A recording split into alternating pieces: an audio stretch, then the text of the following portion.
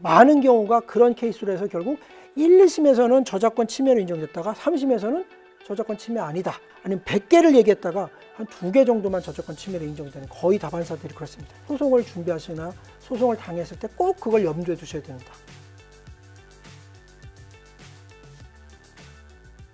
두 번째는 그러면 이제 저작권과 관련된 이론적인 내용을 배웠고요. 그러면 개별적인 저작권 유형별로 침해 판단을 어떻게 하는지, 침해에 대한 구체적인 신뢰라든지 이 케이스를 한번 확인해 보려고 합니다. 그래서 침해 판단이라고 하는 것에 대해서는 저희가 앞부분 교시에서 제가 저작권과 관련된 정의를 얘기할 때 뭘 제일 중요하게 강조를 했냐면 표현과 창작이라는 것 두 가지를 강조했죠. 결국은 표현과 창작이 결국 저작권의 침해입니다. 그래서 저작권의 보호 대상이라고 하는 건 구체적으로 외부로 드러난 표현이다. 그래서 아이디어 같을 수 있어요. 그렇지만 그 아이디어를 표현하는 표현이 다르면 저작권 침해가 아니다. 그래서 우리로 말하면 클리셰라는 게 있죠. 막장 드라마지 모르는 클리셰. 그러니까 전형적인 클리셰와 같은 것들에 대해서 뭔가 플롯이라든지 클리셰가 같아요. 그런데 그거를 활용해서 드라마를 만들면서 구체적으로 드라마의 모형들이 달라진다. 그러면 다 저작권 침해가 아닌 걸로 판단이 되어 있는 게 바로 그렇게 아이디어와 표현의 이분법이라는 대원칙 때문에 그런 겁니다. 그래서 저작권의 보호 대상은 표현이다. 겉으로 드러나는 거. 그리고 또 하나는 실질적인 유사성을 판단하는 데 있어서 뭐냐면 저작권은 뭘 보호한다? 창작한 것. 그러니까 내 거지 남의 걸 보호하는 게 아니에요. 100이면 100 저작권자가 자기를 얘기할 때 모든 건 내가 만들었다고 얘기를 해요. 저작권 침해와 관련된 거. 그래서 원래는 저작권 침해와 관련돼서 이건 내가 만들었기 때문에 저 사람이 내 저작물을 침해해서 이렇게 얘기해서 정말 이게 네가 만든 거냐? 창작이라는 부분에 대해서 입증 책임은 원래라고 한다면 사실 저작권을 주장하는 사람이 해야 되는데 실무상 그 사람이 창작하지 않았다는 게 입증 책임은 뭐냐면 저작권을 침해했다고 피침해자죠. 그러니까 침해자죠.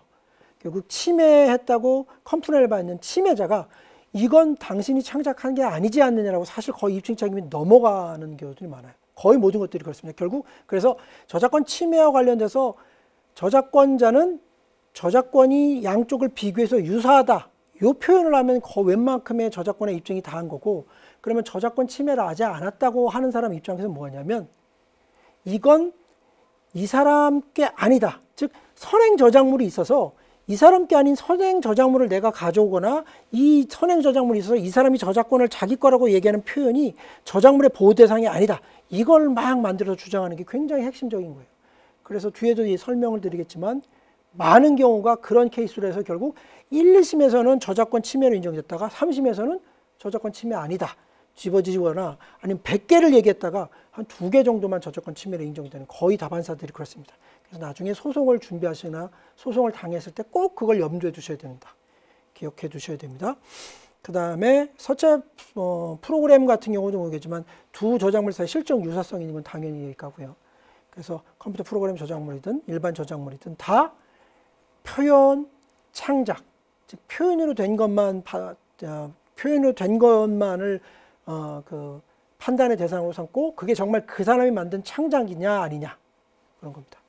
그 두 가지가 핵심이라는 것 꼭 기억하시고 그럼 실제에서 그렇게 표현을 보고 창작을 봐서 두 개를 비교해서 실질적으로 유사한지 안 유사한지를 판단하는 그 케이스들이 어떤 건지를 한번 살펴보도록 할게요. 일단 이제 링크는 아까 말씀드렸지만 저작권법 개정과 관련돼서 링크라고 하는 게 여러 가지가 있어가지고 이 링크가 정말 저작권을 침해한 거냐 안 침해한 거냐라는 것들이 약간 왔다 갔다 하긴 했어요. 판례상. 그래서 링크와 관련돼서 아예 저작권 침해하는 거다라고 이제 법 개정을 하자라고 했다가 대법원이 그거는 이제 전원합의체로 완전히 확인을 두었는데 일단 링크라는 건 링크에 대한 분류를 보면 단순 링크라든지 직접 링크나 프레임 링크나 임베디드 링크입니다. 근데 프레임 링크나 임베디드 링크는 누가 봐도 이건 내 거를 포함시켜서 마치 내 것처럼 외부적으로 보이니까 이 프레임 링크하고 임베디드 링크가 저작권 침해라는 거에 대해서는 다툼의 여지가 없고요. 불법인 건 확실해요.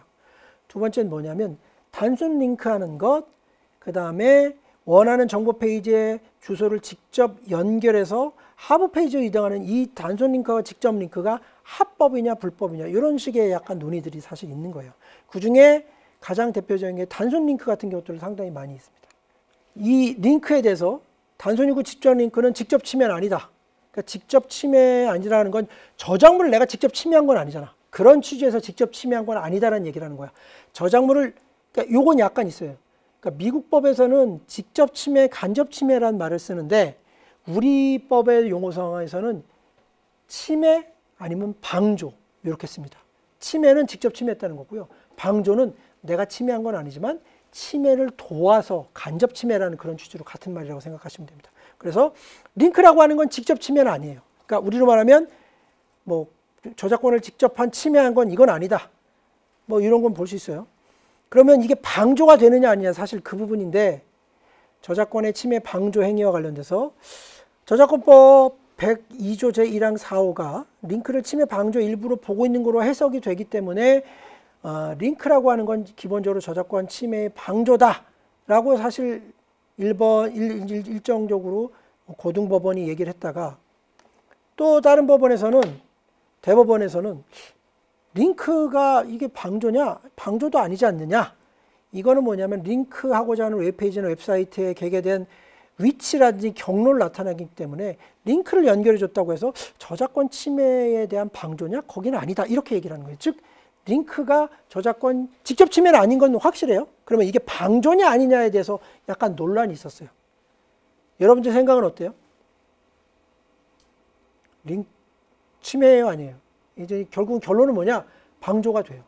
방조가 되는데 근데 방조는 뭐냐면 결국 저작권 침해라고 하는 게 명백한 상태에서 그 저작권 침해를 유리하게 도와주는 거라서 대표적인 링크로서 방조가 되는 게 뭐예요? 우리로 말하면 요즘은 잘 여러분들이 활용은 안 해야지만 한동안은 영화 불법 다운받는 거든지 TV 컨텐츠 불법 다운받든지 가령 우리들 같은 경우 가수들 같은 경우 있으면 게임들 있으면 막 불법 다운받는 것들 그런 것들 자기가 직접 하진 않지만 그런 사이트로 막 연결해 주는 애들 있잖아요. 그런 애들 같은 경우 다 사실 불법적인 거잖아요. 그래서 우리 대법원이 뒤에서 얘기는 했지만 전원 합의체를 통해서 링크에 대해서 저작권 침해 방조가 성립됨을 대법원이 명시적으로 얘기를 하면서 뭐냐? 링크 행위자가 정범의 공중성시권을 침해한 사실을 충분히 인식하면서 그러한 침해 게시 등에 연결되는 링크를 인터넷 사이트에 영리 계속적으로 게시하는 등 공중의 구성원이 개발적으로 선택한 시간, 장소에서 침해 게시물에 쉽게 접근할 수 있는 정도의 링크다. 그거는 침해 방조에 해당된다. 이렇게 합리적인 결정을 내렸습니다. 그래서 저작권 직접이든 간접이든 링크를 결국은 손쉽게 하는 거. 그러니까 이게 뭐냐면 이게 저작권 침해하는 게 딱 누가 봐도 알아. 근데 그걸 손쉽게 링크로 연결된다? 그럼 이건 저작권 침해다. 이렇게 결정이 내린 겁니다.